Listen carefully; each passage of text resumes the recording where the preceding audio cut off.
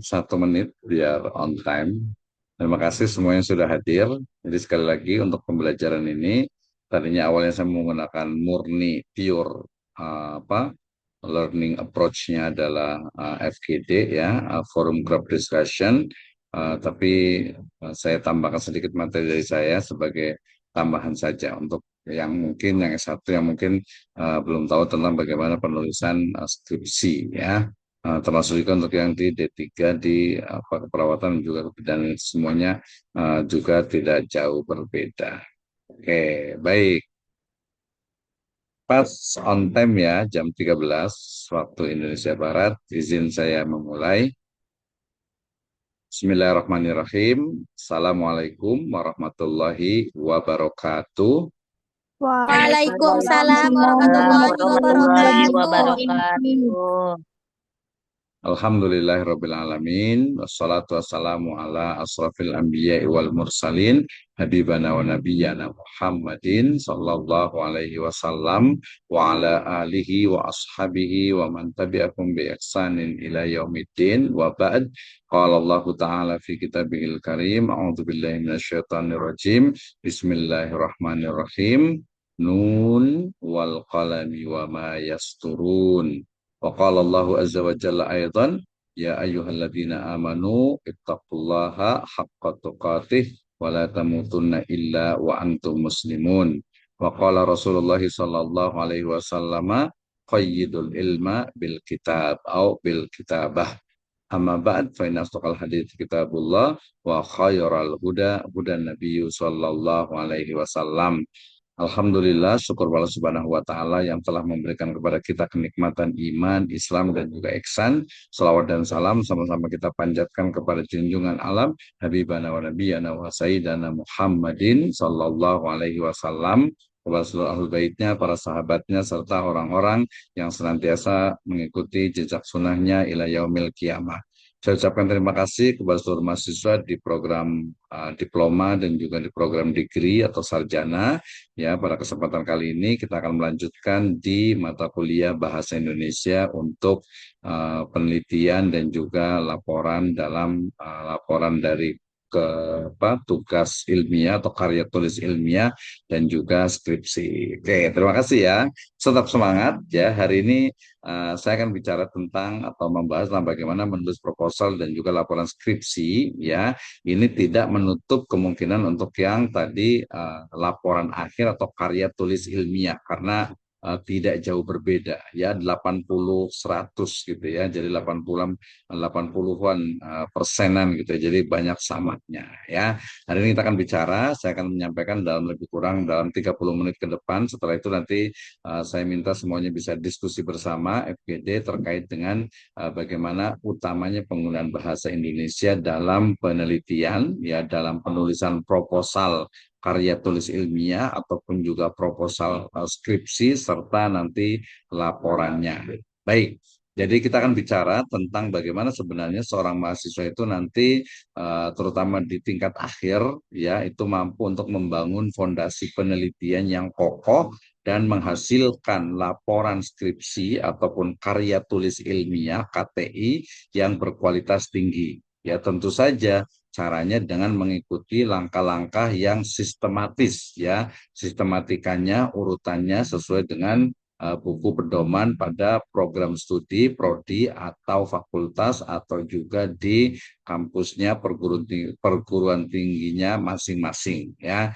Jadi dengan memahami ini kita akan memiliki peta yang jelas ya dalam menyelesaikan tugas akademik penting. Ya, oke. Jadi Anda akan memiliki peta yang jelas dalam menyelesaikan tugas akademik penting ini ya.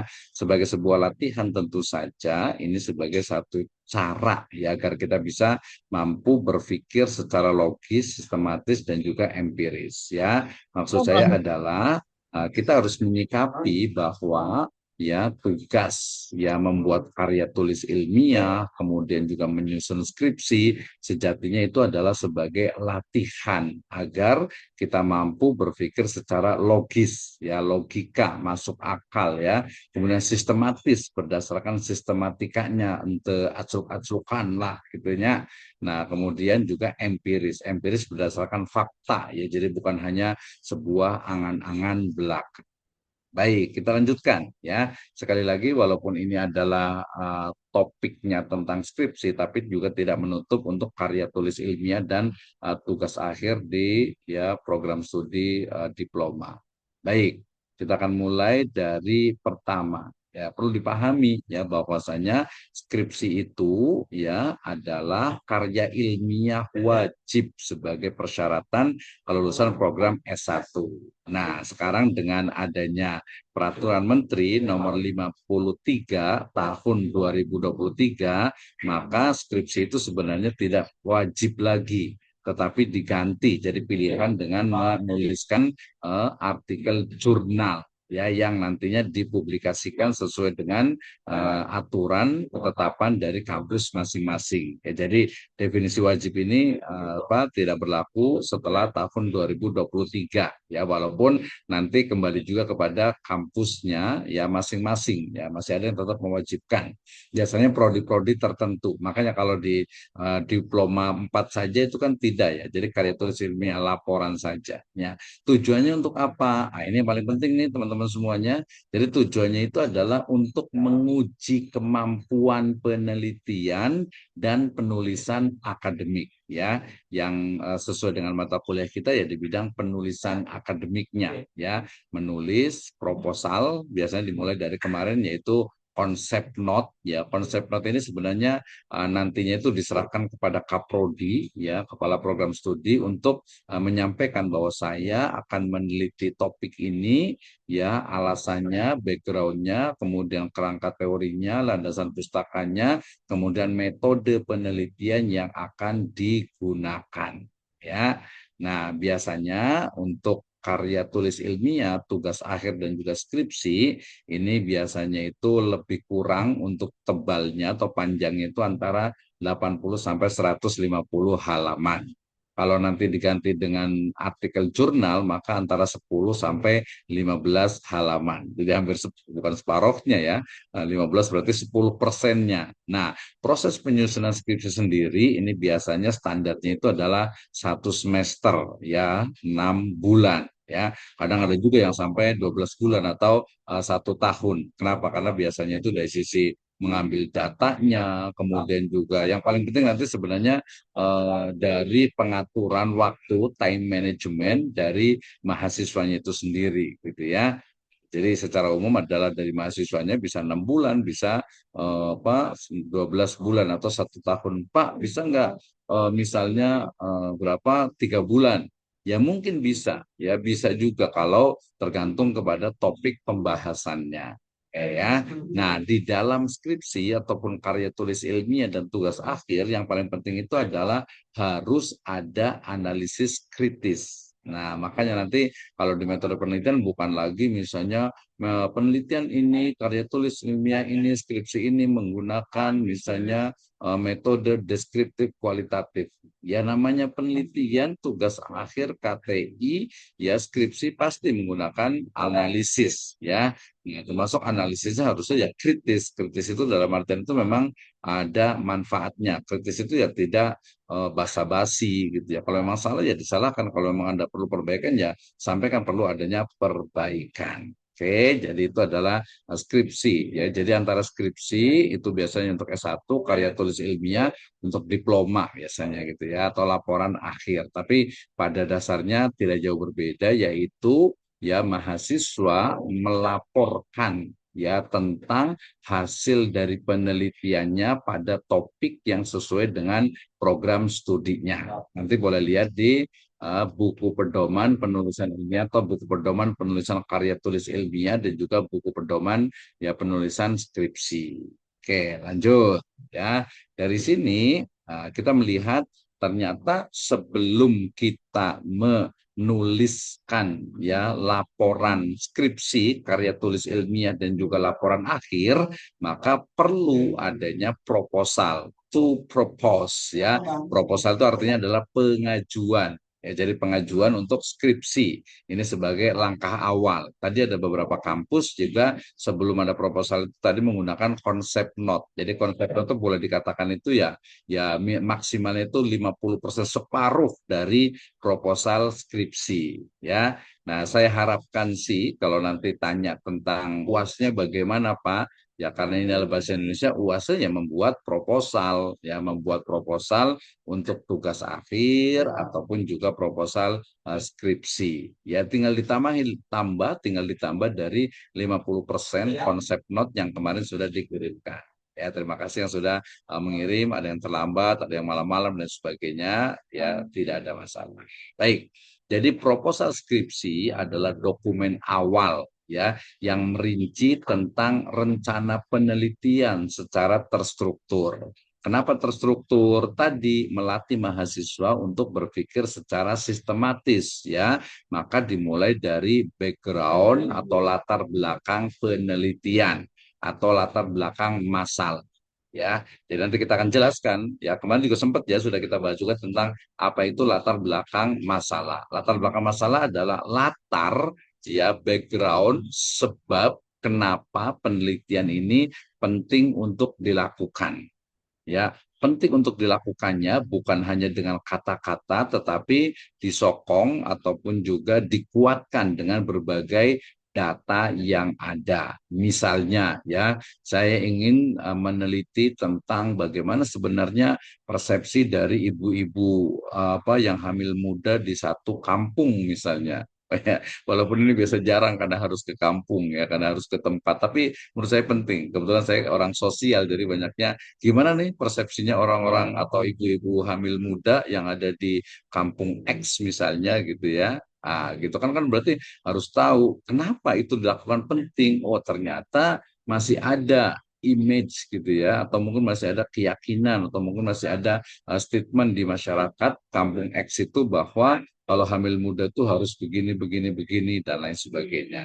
Nah, itu ya. Jadi latar belakang masalah itu adalah ya satu argumentasi dari penulis terkait tentang atau yang memaparkan tentang pentingnya pembahasan atau penelitian dengan topik tersebut ya. Nah, di konsep note kemarin kan saya sebenarnya adalah membuat satu adalah minimal dua judul ya sebenarnya dua tema sih ya, tema atau topik, tapi ya nggak apa-apa lah ya, tema, topik atau judul walaupun itu berbeda sebenarnya. Dan juga yang kedua itu adalah argumentasi kenapa memilih topik tersebut, alasannya apa. Nah, nanti boleh diskusi itu ya.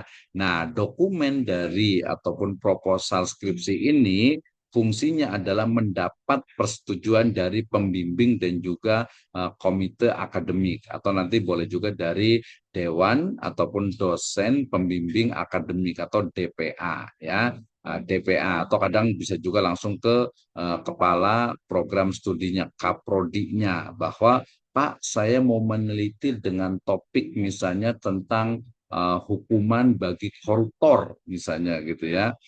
Ambil studi kasus di korupsi di mana lah seperti itu ya. Misalnya di Kabupaten Bogor misalnya ya.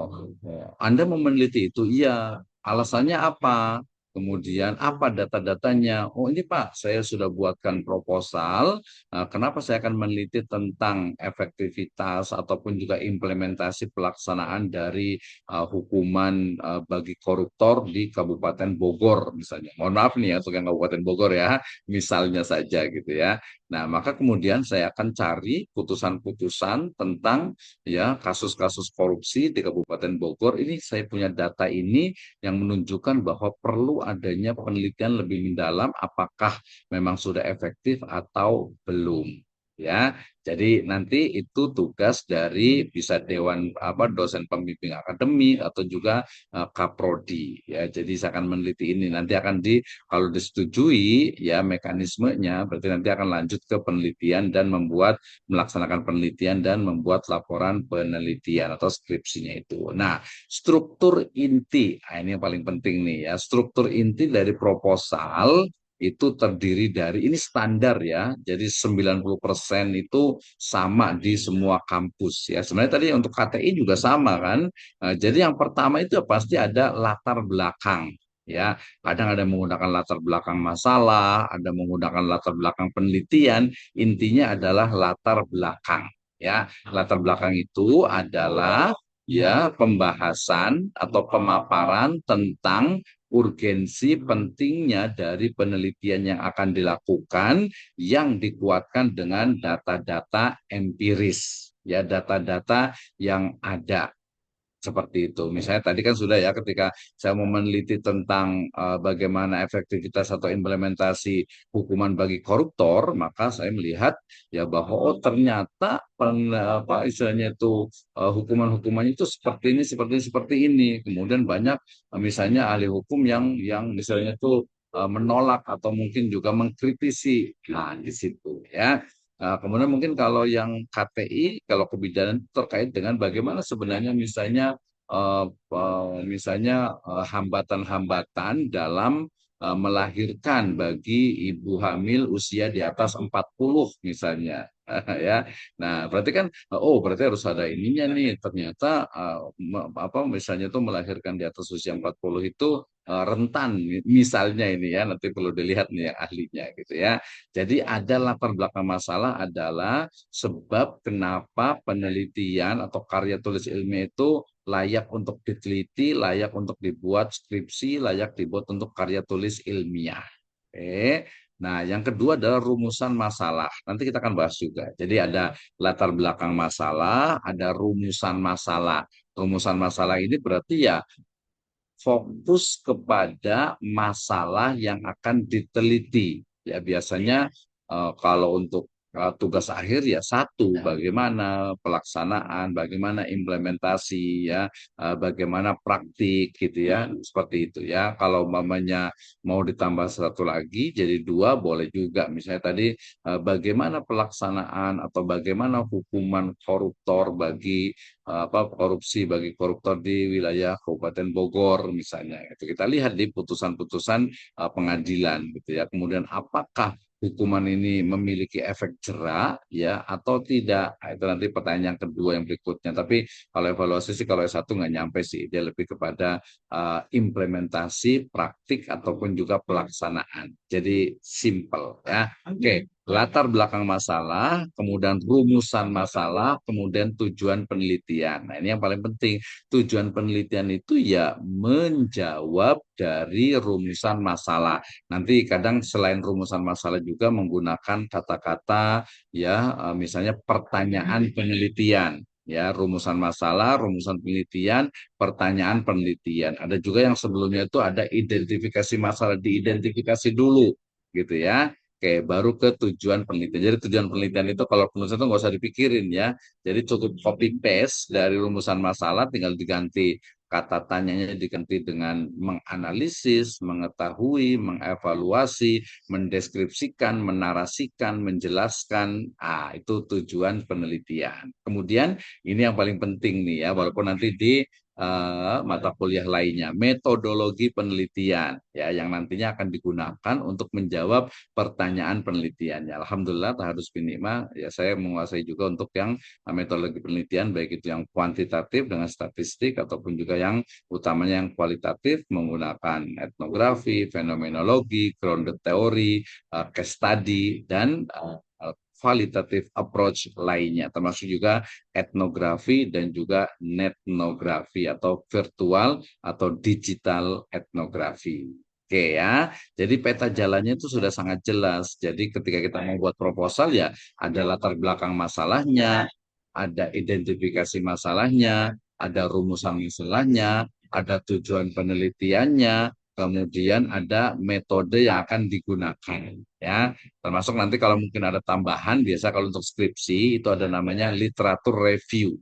Ya, literatur review itu adalah penelitian terdahulu yang memiliki kesamaan dengan penelitian yang akan kita lakukan, baik dari sisi objeknya, dari sisi metodenya, dari sisi analisisnya, ataupun dari sisi tempat lokasinya atau institusinya, ya. Tujuannya untuk apa? Literatur review, kajian pustaka terdahulu, tujuannya itu adalah agar tidak terjadi duplikasi dan memosisikan dari penelitian kita, ya. Kalau di Google Cendekia atau di Google Scholar itu selalu tertulis we stand in the shoulder of giant, ya. Kita berdiri di pundak para raksasa. Maksudnya penelitian yang kita lakukan itu adalah bagian atau batu bata kecil dari bangunan ilmu pengetahuan yang begitu panjang, begitu luas, begitu tinggi, begitu besar.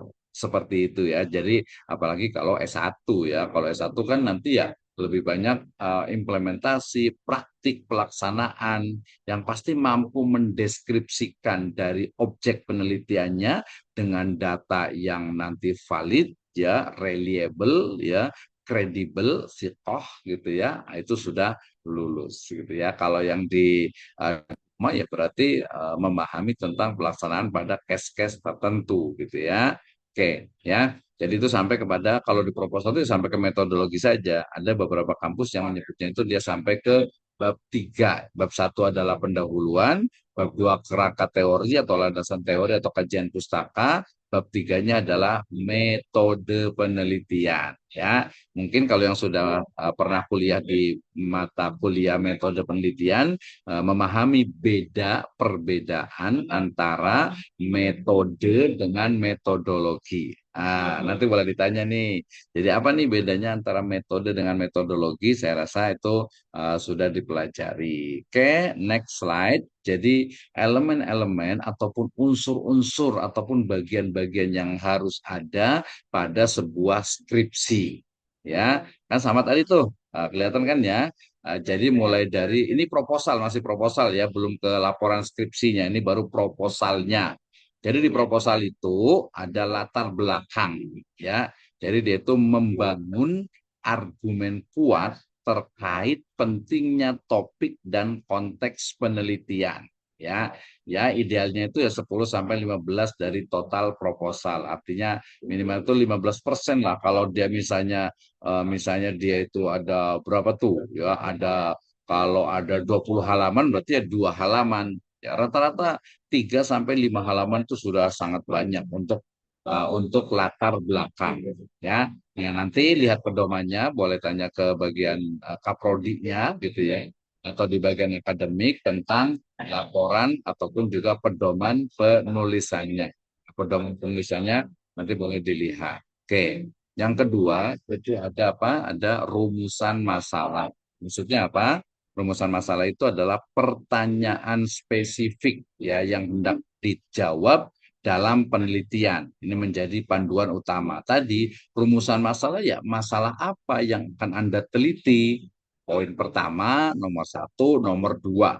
Kalau saran saya kalau untuk yang S1 itu ya cukup 1 atau 2, ya paling banyak 2, ya. Kalau 3, kecuali nanti kalaupun juga kalau kuantitatif juga dia biasanya hanya 2 saja, ya, pengaruh X1 terhadap Y. Itu kalau X1 itu udah cukup, ya. Kecuali kalau mau X1 terhadap Y, X2 terhadap Y, X1 dan X2 secara simultan terhadap Y. Nah, itu jadi penting tuh, ya.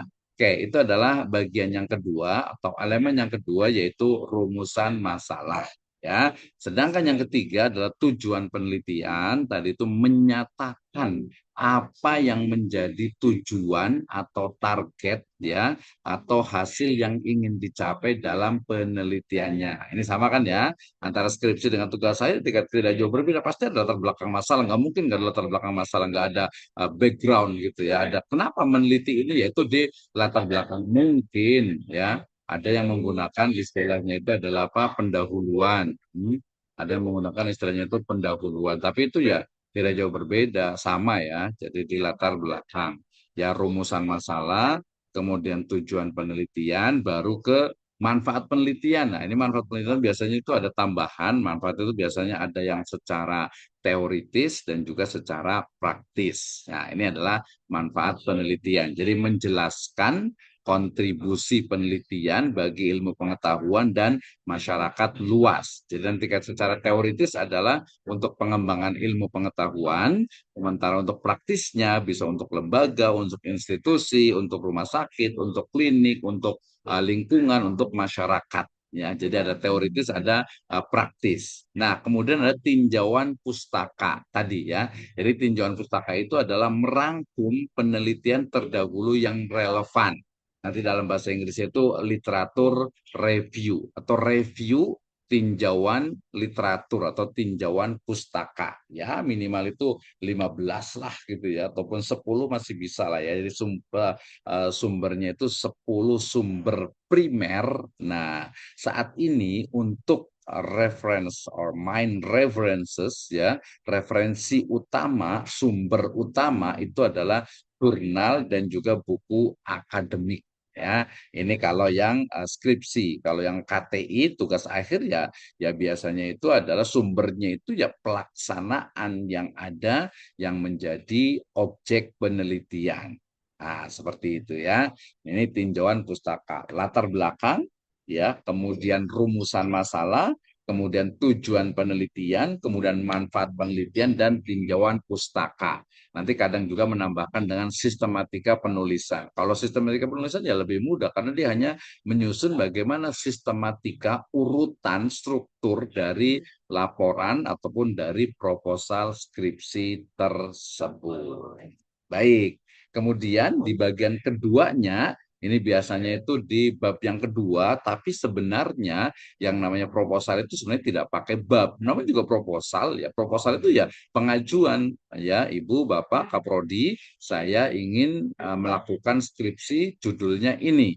Ya, kemudian latar belakangnya ini, kemudian rumusan masalahnya akan diteliti, tujuannya, manfaatnya, sistematikanya, kemudian kajian pustakanya. Nah, termasuk kerangka teoritis atau konseptual ya. Kerangka teoritis ini sebenarnya ya teori-teori yang berkaitan dengan objek penelitian.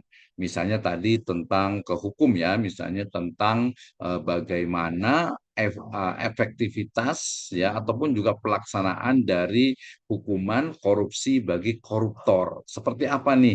Ya, jadi di situ didiskusikan. Jadi landasan teori yang membimbing analisis dan interpretasi data atau penafsiran data gitu ya. Ini kerangka teoritis, ini biasanya kalau sudah ada di laporan dia masuk ke bab yang kedua atau bab kedua. Oke. Baru bab tiganya adalah metodologi penelitian. Tapi saya sebenarnya lebih senang menggunakan istilah metode penelitian. Kalau metodologi berarti ada meta, hodos, dan logos. Logos itu ilmu, meta itu cara, hodos itu adalah ya sistematika, cara atau ilmu tentang cara untuk mendapatkan ilmu pengetahuan.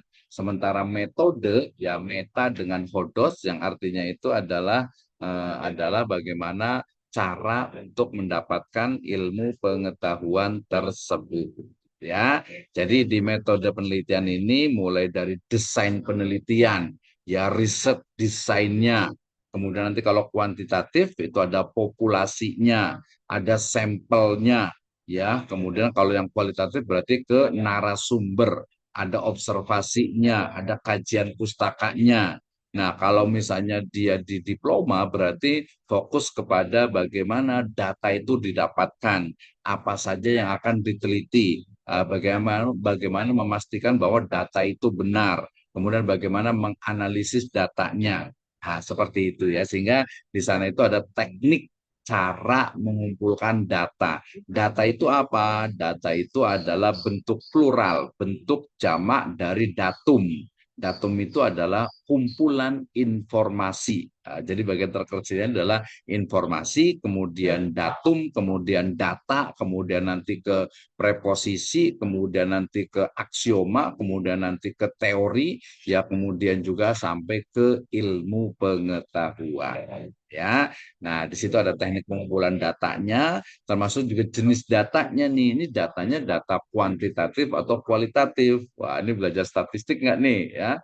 Maksudnya belajar juga nih biar tahu gitu ya. Jadi ada teknik pengumpulan datanya. Kalau statistik berarti dia menggunakan kuesioner, menggunakan angket. Misalnya nih, biasanya yang di manajemen administrasi atau manajemen rumah sakit nih mestinya ya. Saya ingin tahu tentang kepuasan pelanggan ya, customer atau pasien ya dalam 1 bulan terakhir. Kan otomatis pasti ditanya satu-satu ya bisa sih, tapi memerlukan waktu yang cukup panjang dan lama sehingga kemudian menggunakan kuesioner. Zaman sekarang sudah menggunakan Google Form dan juga aplikasi yang lainnya. Ya WA juga, WhatsApp juga bisa gitu ya. Kemudian metode analisis data. Ya tadi di metodologi penelitian ini nanti ada mata kuliah khusus yaitu mata kuliah metode penelitian ya. Saya juga punya buku, saya juga bikin buku namanya bukunya itu tentang metode penelitian hukum juga gitu ya. Jadi nanti tahu ada khusus metode penelitian untuk hukum,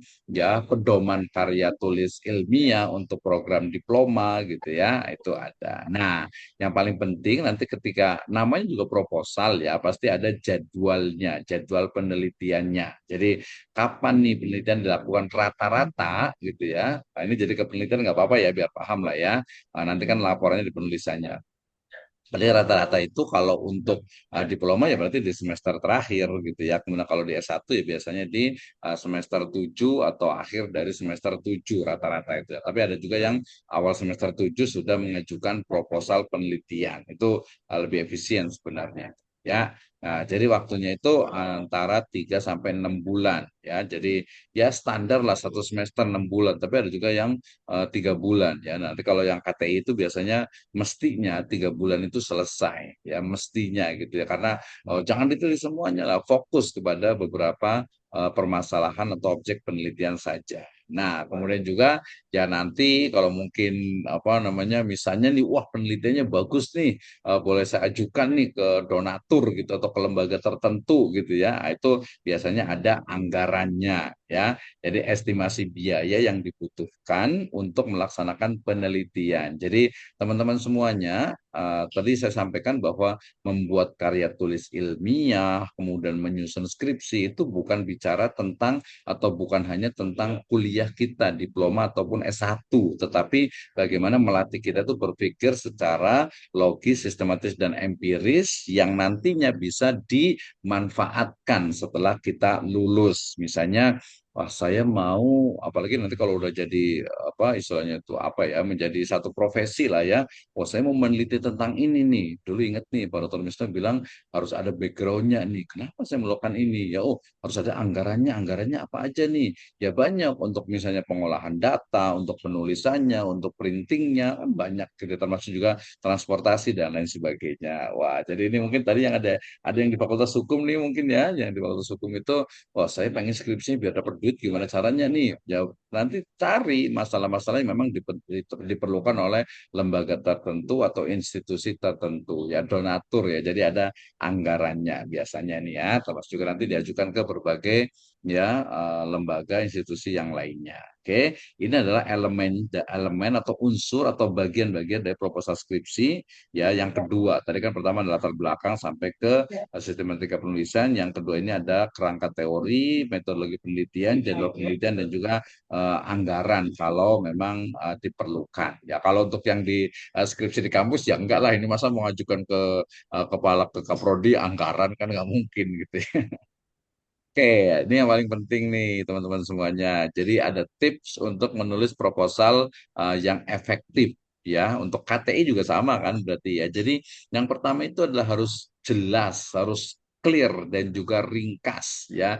Jelas dan ringkas. Jadi tidak bertele-tele gitu ya. Makanya sekarang itu apalagi kalau menulis artikel jurnal pasti dia lebih simple ya. Jadi sampaikan ide tanpa ambiguitas agar mudah dipahami pembaca. Ya, dipahami di sini tentu saja dibaca oleh ya kaprodi, oleh dosen pembimbing gitu ya, oleh penguji ya. Jadi menggunakan nanti ya ini yang paling penting berarti menggunakan bahasa Indonesia yang baik dan benar ya. Kata asing ditulis miring, italik ya. Kemudian kata-kata yang mengandung unsur-unsur tertentu, nama diri dan sebagainya, entitas itu menggunakan huruf kapital di awalnya. Kemudian kata sambung jangan diletakkan di awal kalimat. Kemudian kata sambung ketika di kemudian menunjukkan tempat dan waktu maka dipisah. Tapi kalau memangnya tidak menunjukkan tempat dan waktu maka dia disambung.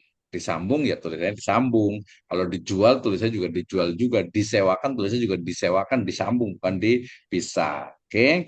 Kemudian ide dan tadi jelas dan ringkas. Ada yang kedua adalah orisinalitas. Ini penting nih ya. Jadi tunjukkan keunikan penelitian dan kontribusi dalam bidang ilmu. Makanya tadi ada literatur review. Jadi sebelum meneliti kita boleh mencari penelitian orang lain, karya tulis ilmiah orang lain, skripsi atau tesis orang lain yang memiliki kesamaan dari sisi objek penelitian, dari sisi metodenya, dari sisi lokasinya, ya dari sisi narasumbernya untuk memosisikan dari penelitian kita. Oke ya, dikit lagi 34 ini, lewat sedikit nggak apa-apa ya. Kemudian konsistensi, pastikan keselarasan antara rumusan masalah, tujuan, dan metodologi. Termasuk nanti kalau pas di laporan itu adalah kesimpulan ya. Jadi rumusan masalahnya ada dua, maka pembahasannya juga dua. Kemudian di kesimpulan juga dua. Ya, pembahasannya rumusnya itu ke timur, ya metodologinya itu ke timur, ya datanya kuantitatif ya maka menggunakan kuantitatif, menggunakan statistik, SPSS dan sebagainya. Oh ini datanya kualitatif, maka menggunakan pendekatan kualitatif dengan paradigma post positivisme, memilih apakah menggunakan grounded teori, menggunakan fenomenologi, menggunakan etnografi, menggunakan studi kasus, menggunakan misalnya kajian pustaka ya dan yang lainnya ya. Nah, libatkan pembimbing jangan lupa nih teman-teman nih ya gitu ya. Jadi komunikasi hubungan dengan pembimbing ya terutama dosen pembimbing akademik itu penting ya. Penting jangan sampai ini nggak kenal gimana DPA saya ya. Saya ini dosen pembimbingnya siapa nih ya minimalnya kalau ke DPA-nya itu agak sulit atau mungkin belum begitu ini nanti tanyakan ke Kaprodi ya, ya. Ke Kaprodinya lah harus komunikasi harus baik-baik nih ke Kaprodi ya tanya nih kapan nih saya pembimbingnya siapa nih gitu ya oh boleh nego nggak sih saya mau dengan bapak ini oh ini gitu ya. Saya pengen yang lebih menantang, challenging gitu ya. Jadi libatkan pembimbing itu komunikasi yang aktif untuk mendapatkan masukan dan arahan yang konstruktif. Yang namanya pembimbing kita husnudon, berbaik sangka pasti konstruktif. Tidak mungkin pembimbing itu menjerumuskan, tidak mungkin pembimbing itu yang destruktif, tidak ya. Nah, jadi kalau ada pembimbing, wah kamu ini penelitian udah banyak nih, ganti yang lain. Sabar, ganti berarti ikuti pembimbing sami'na wa ta'na gitu ya. Kemudian hindari plagiarisme. Aduh zaman sekarang walaupun juga akhirnya diganti dengan AI yang anti plagiarisme gitu ya dengan apa misalnya dengan Humanize atau mungkin Zero GPT gitu. Tapi minimal jangan sampai itu adalah plagiarisme ya. Kalau tadi AI itu kadang-kadang dia tidak plagiarisme ketika dicek Turnitin misalnya di bawah 15%, tapi ternyata ide gagasannya sama, hanya struktur kalimatnya yang berbeda. Itu sebenarnya juga tidak boleh sebenarnya itu ya. Itu bagian juga dari plagiarisme. Jadi gunakan Turnitin. Apa itu Turnitin? Saya yakin udah tahu ya. Turnitin itu adalah satu aplikasi yang digunakan untuk mengecek dari kalimat, kata, susunan, paragraf yang ada di karya tulis ilmiah apakah dia betul-betul baru atau sama dengan yang lainnya. Cara kerjanya karena hampir seluruh informasi itu dia sudah online di internet, maka dengan mudah tulisan kita itu bisa dilihat apakah sama dengan tulisan orang lain atau tidak. Ngomongnya cepet banget ini ya. Jadi minimal nanti ada yang di bawah 50%, enggak ya. Jadi Turnitin ini dia miripnya ada 20%, ada 25%, ada 15%. Ya biasanya kalau kampusnya tergantung, kalau kampus bagus dia nggak boleh dari pokoknya harus di bawah 10%. Ya, kalau buku itu kadang 15%, ada juga yang 20%. Jadi lah kita ambil tengah-tengah 20%, nanti boleh tanya ke kaprodinya ya. Ini untuk menjaga integritas dari karya tulis ilmiah di diploma dan juga skripsi, tesis atau disertasi. Oke. Kemudian proposal kelaporan, wah loncat jauh ya. Jadi pertama kita mengajukan kalau ada konsep note pakai konsep note. Setelah selesai baru kita mengajukan proposal skripsi atau mungkin juga kalau KTI juga bisa mestinya ada proposalnya minimal walaupun simple ya. Setelah disetujui proposalnya baru kita melakukan penelitian ya 3 sampai 6 bulan. Nah, kalau sudah penelitiannya selesai maka langsung kita membuat laporan penelitian dalam bentuk skripsi, tesis disertasi ataupun juga KTI ya. Jadi laporannya itu juga adalah laporan dari penelitiannya seperti itu. Oke. Kemudian elemennya ini walaupun itu nanti gitu ya. Walaupun nanti tapi ini perlu di ya minimal denger lah gitu ya. Oh ya dengar dulu Pak Dr. Wisnu bilang laporan skripsi itu ada bab 1 pendahuluan. Standar ya, hampir di semua kampus sama. Bab 2 adalah tinjauan pustaka atau kerangka teori ya. Kemudian bab 3-nya adalah metodologi penelitian atau metode penelitian. Kemudian di sana itu ada pengujian instrumen. Kalau dia itu kuantitatif, kalau kualitatif berarti ada tentang misalnya itu profil dari objek penelitiannya, gitu ya. Di pendahuluan itu ada tadi ada latar belakang masalah, ada rumusan masalah, ada tujuan penelitian, ada manfaat penelitian, ada sistematika penulisan. Ya, bab 2 tinjauan pustaka itu ada kajian literatur yang lebih luas, ya, kemudian ada literatur terdahulu, kemudian juga teori-teori yang berkaitan dengan objek atau topik dari penelitiannya.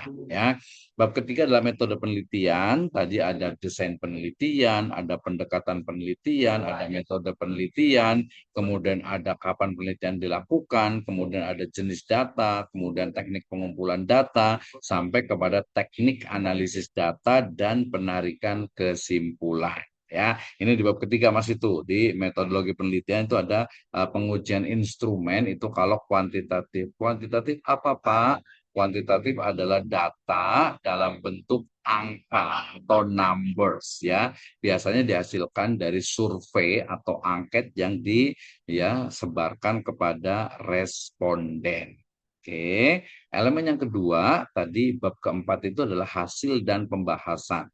Hasilnya bagaimana? Harus disajikan secara sistematis ya. Kemudian ada analisis komprehensif sesuai dengan metode yang digunakan dan juga teori yang ada. Jangan lupa nanti ada interpretasi dari hasil penelitian itu sudah ke pembahasan ya.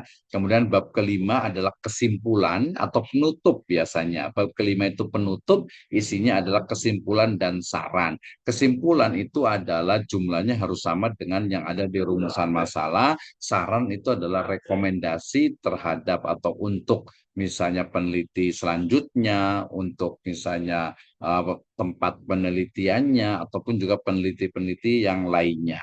Ya, nah jadi di situ ada jawaban atas rumusan masalah dan rekomendasi untuk penelitian lanjutan. Nah, jangan lupa ya cara menulis daftar pustaka, ini bahasa Indonesia nih ya. Nah, jadi daftar lengkap sumber referensi sesuai gaya citasi akademik ya, bisa menggunakan APA American Psychological Association, bisa juga menggunakan MLA ataupun juga Chicago ya. Menggunakan Chicago juga bisa juga kayak seperti itu. Nah, nanti di akhir itu biasanya itu ada lampiran ya, menyertakan instrumen penelitian, kemudian transkrip wawancara, nanti ada foto-foto, surat izin, dokumen pendukung lainnya. Ya, jadi itu di laporan elemen skripsinya.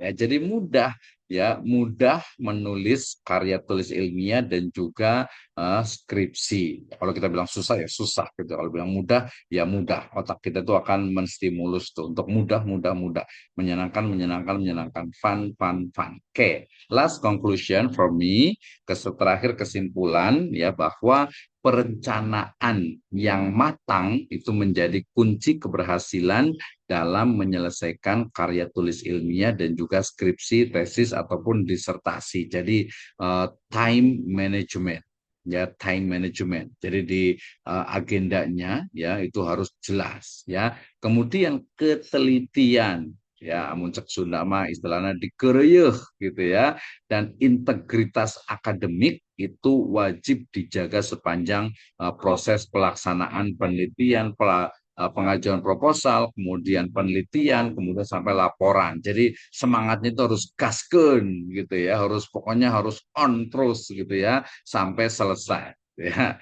kayak kemudian manfaatkan pembimbing sebagai sumber daya untuk bimbingan dan motivasi. Ini paling penting nih gitu ya. Kadang ada beberapa gitu ya. Sampai kemarin ada kasus juga itu ya di Jawa Tengah itu ya sampai ada istilahnya itu mahasiswi itu yang nyemplung ke kali itu ya bunuh diri gitu ya. Karena mungkin anggapnya tuh dosen pembimbing itu susah banget, killer banget, padahal enggak ya, tergantung kitanya ya. Walaupun ini amal niat ya, tergantung kitanya ya, tergantung amal dan perbuatan lah. Tapi enggak sih, semua dosen pembimbing itu baik gitu ya, baik. Tinggal mungkin kitanya ya udahlah ngikut aja lah gitu apa kata dosen pembimbing gitu ya. Oke, manfaatkan itu ya. Jadi untuk bimbingan dan juga motivasi. Ingat ya, bahwa karya tulis ilmiah dan juga skripsi itu adalah pencapaian akademik yang penting yang menandai kesiapan Anda sebagai peneliti muda dan juga sebagai profesion gitu ya. Jadi ketika nanti ya KTI ataupun skripsi itu menjadi sejarah, saya ingat sekali nih ya. Saya dulu tuh menulis skripsi saya itu tentang wasiat wajibah untuk anak angkat waktu itu ya. Jadi perbandingan antara Islam dengan hukum positif di Indonesia. Ya, kemudian di S2-nya saya menulis tentang hak cipta karya tulis karena saya suka nulis. Jadi ya udah saya tentang hak cipta karya tulis gitu ya. Waktu di S1 kenapa milih tentang wasiat wajibah anak angkat? Karena saya pikir waktu itu anak saya satu gitu, harusnya ngangkat anak nih gitu ya. Tapi kedarulahnya nggak jadi gitu ya. Jadi ya udah tentang anak angkat dan itu kebetulan kaitan dengan skripsi Zoom satu. Mangga. Oke, dikit lagi. Oke, kemudian yang selanjutnya, jadi jadikan nih sebagai media kita untuk melatih ya, melatih diri kita itu agar mampu untuk berpikir logis, sistematis, empiris, dan Islamis tentu saja. Oke, ini dari saya ya, walaupun lewat 15 menit, tapi kita bisa diskusi lebih banyak lagi terkait dengan bagaimana sebenarnya ya karya tulis ilmiah apa salah salah pencet jadi ini ya karya tulis ilmiah kemudian juga skripsi sampai kepada nanti tesis dan disertasi itu menjadi media menjadi wasilah bukan wasilah ya menjadi satu sarana ya sama ya wasilah ya sarana untuk kita meningkatkan kualitas diri kita dari sisi tadi penelitiannya, dari sisi tentu saja penggunaan bahasa Indonesia yang baik dan benar ya, bahasa Indonesia akademik.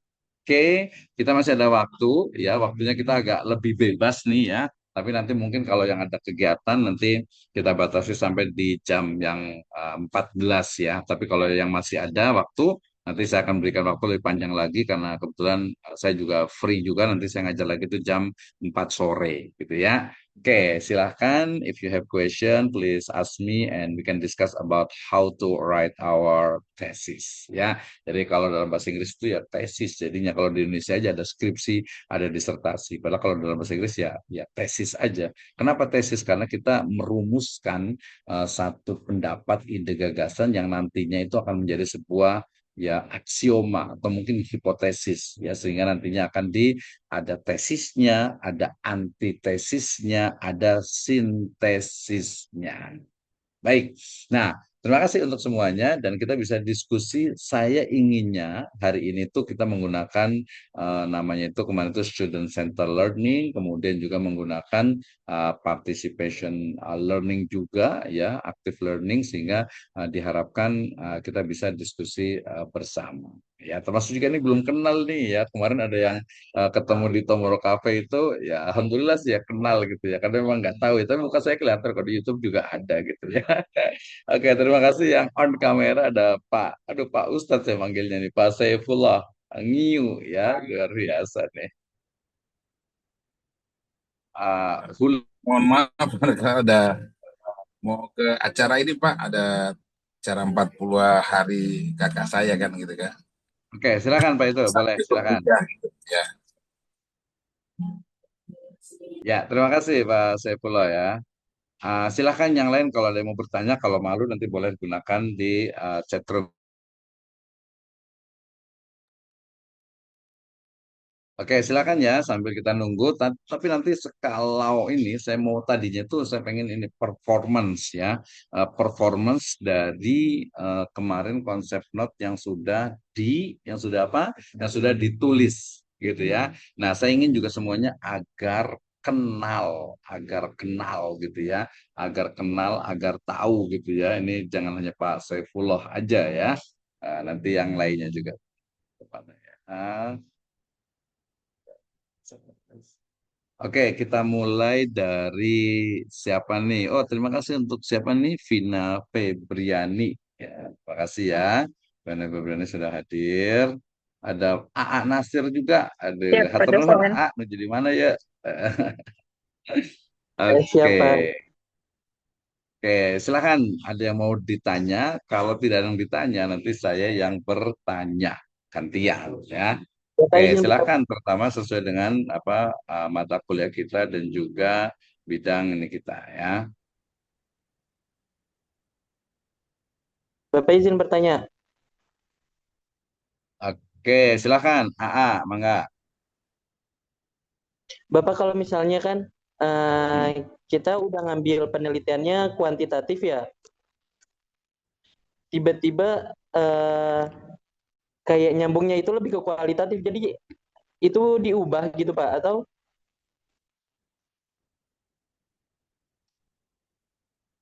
Ya, bagaimana Pak? oke. Terima kasih, Nasir. Ya, jadi pertama kita perlu pahami ini sebagian semester berapa ya?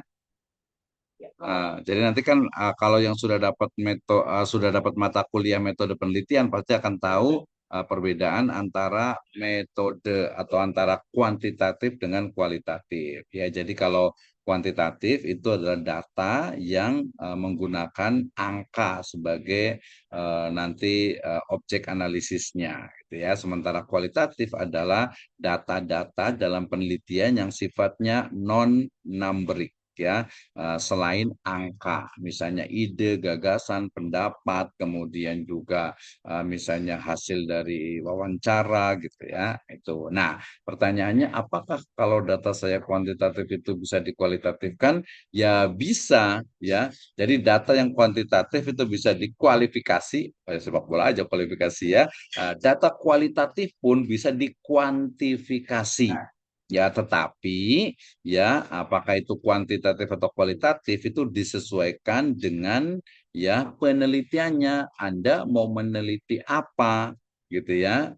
Anda mau meneliti apa? Kalau di hukum, ya, kalau di Fakultas Hukum, prodi hukum itu rata-rata sebagian besar itu kualitatif.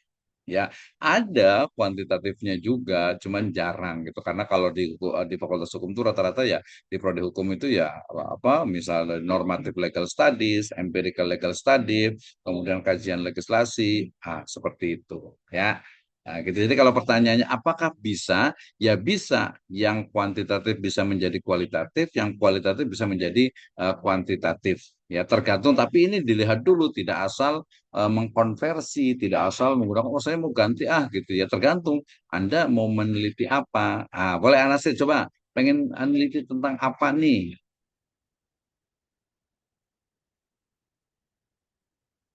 Ya silakan. Itu kayak kenyamanan perawat di ruangan perawat gitu Pak. Nah, gimana boleh diulang? Kenyamanan dan keamanan perawat di ruang rawat inap. Baik. Nah, itu dua-duanya bisa kuantitatif, bisa kualitatif ya. Tapi rata-rata paradigmanya biasa kalau yang positivisme ya kuantitatif kan, nyaman, tidak nyaman, kurang nyaman, sangat tidak nyaman gitu kan ya. Itu ya gampang. Itu yang paling gampang sih kuantitatif aja, dan kuantitatifnya itu biasanya juga hanya namanya itu deskriptif kuantitatif gitu ya. Deskriptor itu hanya mendeskripsikan tentang data. Misalnya populasinya itu kan banyak ya, namanya pasien kan nggak terhitung ya populasinya ya.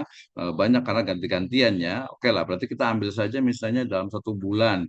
Kita ambil nggak usah banyak-banyak, S1 itu paling 30 juga cukup lah ya. Jadi 30 orang sebagai responden, kemudian boleh ditanya gitu ya, atau biasanya rata-rata menggunakan angket atau survei. Ya, survei pertama mulai dari mungkin ya keramahan dari misalnya itu apa di situ tuh untuk apa, untuk perawatnya. Ya dia perawatnya kayak gimana pendapatnya, nilainya. Kemudian nanti fasilitasnya ya mungkin apakah pakai kipas angin atau pakai AC, termasuk ranjangnya, kamar mandinya, ya makanannya. Gitu ya. Saya kemarin kebetulan ke Pekalongan, ya di Pekalongan itu saya kunjungan ke satu rumah sakit swasta di sana. Ya ternyata selama ini kan kalau makanan rumah sakit kan adem gitu ya, nggak enak gitu ya. Makanya kemudian katanya tuh di Pekalongan baru satu-satunya rumah sakit yang pakai chef gitu ya. Chefnya itu betul-betul chef internasional gitu ya, dari Aston atau dari mana gitu. Jadi untuk makanan rumah sakit itu biar nggak kayak makanan rumah sakit adem gitu ya. Nah, jadi kalau yang tadi rata-rata sih yang paling sebenarnya bukan paling gampang sih ya, dua-duanya juga gampang, mau kuantitatif mau kualitatif juga gampang, tapi lihat datanya. Kalau datanya banyak, itu berarti dia kuantitatif. Kenapa? Karena dia ada generalisasi. Tapi kalau datanya cuma 10 atau 5, itu kualitatif, lebih kepada kualitas.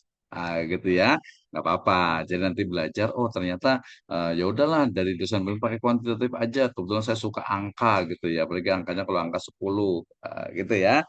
Itu Nasir, terima kasih ya. Nanti boleh tanya-tanya juga di luar jam ini ya. Tapi kalau nanya lagi boleh, ini saya layani Terima kasih. sampai sampai bosen pokoknya nih. Oke, berikutnya silakan. Ada siapa nih? Sandi ya, Sandi Hendrawan atau siapa nih? Silakan. Assalamualaikum Pak. Waalaikumsalam. Gimana Sandi kabarnya? Sehat? Silakan. Bil khair, alhamdulillah. Nah, Mm-mm. Sandi mau nanya Pak, teman-teman Sandi kan yang udah kuliah itu kayak kayak mereka tuh kayak bingungnya tuh kayak eh, mencari rumusan masalah dan tujuan penelitian. Emang apa Mm-mm. bedanya sih Pak rumusan masalah dengan tujuan penelitian Pak? Oke, terima kasih. Ya, itu gampang sebenarnya tuh, ya. Itu gampang. Artinya yang namanya tujuan penelitian itu ya kenapa? Ya tujuan-tujuan dari penelitiannya itu, ya, tujuan dari penelitian. Kalau rumusan berarti ya rumusan itu dibuat ya pertanyaan-pertanyaan atau pernyataan dalam penelitian yang akan diteliti. Ya, jadi rumusan itu atau apa tujuan itu adalah jawaban dari rumusan. Misalnya rumusannya bagaimana tingkat layanan ya layanan pelanggan pada klinik A. Itu kan rumusan tuh. Ya, kemudian tujuannya adalah untuk mengetahui kepuasan pasien dari layanan di klinik A tersebut. Seperti itu. Ya. Boleh diulang lagi Sandi. Tadi tujuan dengan apa? Rumusan Pak. Iya, rumusan kan? Iya, jadi rumusan masalah itu adalah fokus dari ya permasalahan yang akan dijawab, biasanya dalam bentuk pertanyaan. Bagaimana, mengapa, ya kenapa gitu ya. Nah, ada juga yang pakai apa, tapi kalau apa itu biasanya deskriptif, jarang ya. Kayak itu ya untuk apa untuk istilahnya itu apa pertanyaan rumusan. Jadi rumusan masalah itu di dalamnya itu adalah pertanyaan penelitian, pertanyaan yang akan dijawab dalam penelitian.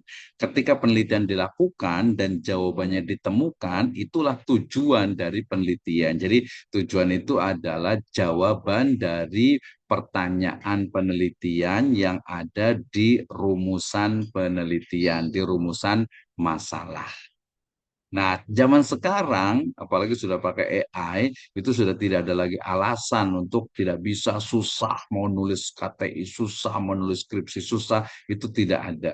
Ya, misalnya saya mau cari topik ini, ya udah pakai Fast Viewer bisa ngelihat gitu ya. Kemudian pakai apa? Perplexity bisa pakai Typeset bisa, pakai Genie.ai bisa. Kemudian bisa pakai kemarin untuk Billboard yang vlognya itu bisa juga banyak banget. Saya rasa ini mahasiswa dan mahasiswa itu lebih cerdas daripada dosennya.